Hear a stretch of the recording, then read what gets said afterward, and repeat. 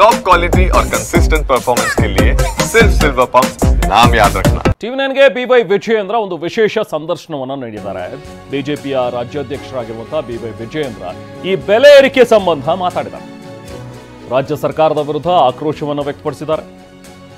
ರಾಜ್ಯ ಸರ್ಕಾರ ಈ ಕಾಂಗ್ರೆಸ್ನವರು ಬರೀ ಗ್ಯಾರಂಟಿ ಅಂತ ಹೇಳ್ಕೊಂಡು ಅನಾಹುತ ಮಾಡಿಬಿಟ್ಟಿದ್ದಾರೆ. ನಮ್ಮ ರಾಜ್ಯದಲ್ಲಿ 3 ಬಾರಿ ಒಟ್ಟಾರೆ 9 ರೂಪಾಯಿ ಹಾಲಿನ ದರ ಹೆಚ್ಚು ಮಾಡಿದ್ದಾರೆ ಇವರು. 6 ತಿಂಗಳಲ್ಲಿ 7.5 ರೂಪಾಯಿ ಪೆಟ್ರೋಲು ಡೀಸೆಲ್ ಹೆಚ್ಚಿರೋದು ಇವರು. ಇವ್ರ ಹತ್ರ ದುಡ್ಡೇ ಇಲ್ಲ. ಸರ್ಕಾರಿ ನೌಕರರಿಗೆ ಸಂಬಳ ಕೊಡೋದಕ್ಕೂ ಕೂಡ ಪರದಾಡ್ತಾ ಇದ್ದಾರೆ. ಇನ್ನು ಪೊಲೀಸ್ ಇಲಾಖೆಗೆ 1ನೇ ತಾರೀಕು ಸಂಬಳ ಆಗ್ತಾ ಇಲ್ಲ. ಯಾಕಂದ್ರೆ ದುಡ್ಡೇ ಇಲ್ಲ ಇವ್ರ ಪಕ್ಷದಲ್ಲಿ. ಶಿಕ್ಷಕರಿಗೆ ವೇತನ ಕೊಡೋದಕ್ಕೂ ಸಾಧ್ಯವಾಗ್ತಾ ಇಲ್ಲ. ಸುಮ್ಮನೆ ಉಚಿತ ವಿದ್ಯುತ್ ಅಂತ ಹೇಳ್ತಾರೆ. ಈಗ ರೈತರ ಪರಿಸ್ಥಿತಿ ಏನಾಗಿದೆ? ರೈತರಿಗೆ 5 ರಿಂದ 6 ಗಂಟೆ ವಿದ್ಯುತ್ ಕೊಡೋದಕ್ಕೂ ಆಗ್ತಾ ಇಲ್ಲ ಇವ್ರ ಕೈಲಿ. ಯಾವ ದಿಕ್ಕಿಗೆ ನಮ್ಮ ಕರ್ನಾಟಕ ಹೋಗ್ತಾ ಇದೆ ಗೊತ್ತಾಗ್ತಿಲ್ಲ ಅಂತ ಹೇಳಿ ಬೇಸರ ವ್ಯಕ್ತಪಡಿಸಿದ್ದಾರೆ. ಬನ್ನಿ ಟಿವಿ9 ಈ ವಿಶೇಷ ಸಂದರ್ಶನದಲ್ಲಿ ವಿಜೇಂದ್ರ ಏನೆಲ್ಲ ಮಾತನಾಡಿದ್ದಾರೆ ಕೇಳೋಣ.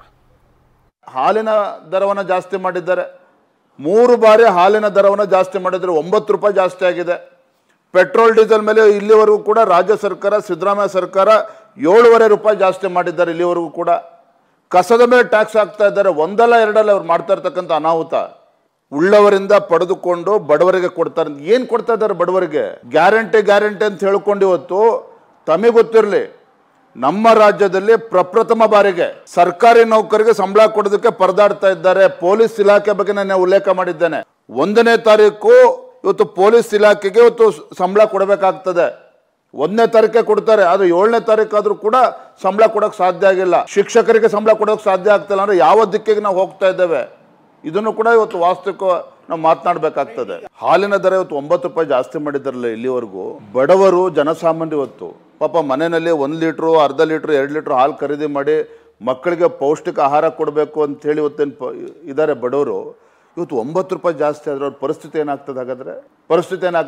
ಹಾಗಾದ್ರೆ ಡೀಸೆಲ್ ಪೆಟ್ರೋಲ್ ಮೇಲೆ ಇವತ್ತು 7.5 ರೂಪಾಯಿ ಜಾಸ್ತಿ ಮಾಡಿದ್ರಲ್ಲ ಇಲ್ಲಿವರೆಗೂ ಕಳೆದ 20 ತಿಂಗಳಲ್ಲಿ.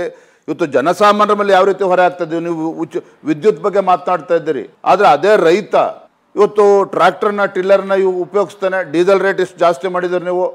ಅದೇ ರೈತ ತನ್ನ ಹೊಲದಲ್ಲಿ ಇವತ್ತು ಮೋಟ್ರ್ಗಳಿಗೆ ಡೀಸೆಲನ್ನು ಯೂಸ್ ಮಾಡ್ತಾರೆ. ಅವ್ರಿಗೆ ಯಾವ ರೀತಿ ಬರೆ ಎಳಿತಾ ಇದ್ದೀರಿ ನೀವು? ವಿದ್ಯುತ್ ಬಗ್ಗೆ ಅವ್ರು ಮಾತನಾಡ್ತಾರಲ್ಲ, ಇದೇ ರೈತ ತಾನು ಬೆಳೆದಂಥ ಬೆಳೆಗೆ ವಿದ್ಯುತ್ ಸರಿಯಾಗಿ ಸಂಪರ್ಕ ಕೊಡೋಕೆ ಸಾಧ್ಯ ಆಗ್ತಾಯಿಲ್ಲ. 6-7 ತಾಸು ವಿದ್ಯುತ್ ಕೊಡೋಕೆ ಆಗ್ತಾ ಇಲ್ಲ ಅಂತ ಸರ್ಕಾರ ಇವತ್ತು ನಮ್ಮ ರಾಜ್ಯದಲ್ಲಿ ಇರ್ತಕ್ಕಂಥದ್ದು.